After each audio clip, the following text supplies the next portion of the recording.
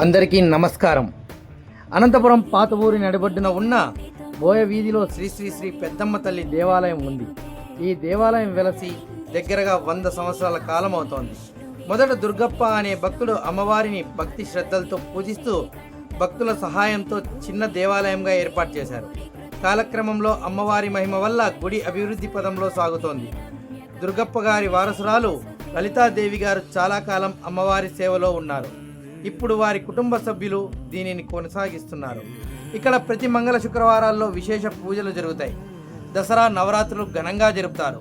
తెలుగు సంవత్సరం ఉగాది నాడు విశేష అలంకరణలో అమ్మవారు దర్శనమిస్తారు. భవానీ భక్తులు మాలాధార చేసి ఇరుముడులు కట్టుకొని ఇక్కడ నుంచే విజయవాడకి బయలుదేరుతారు. అత్యంత పవిత్రమైన దేవాలయంలో భక్తులు కోరిన కోరికలు తీర్చే కొంగు బంగారంగా అమ్మవారు విరజిల్లుతున్నారు. మీరు ఒక్కసారి దేవాలయాన్ని సందర్శించండి. ఈ వీడియో చేయడానికి నాకు గంట పట్టింది.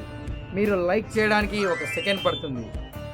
వీడియో నచ్చినట్లయితే షేర్ చేయండి, నా ఛానల్ని సబ్స్క్రైబ్ చేయండి.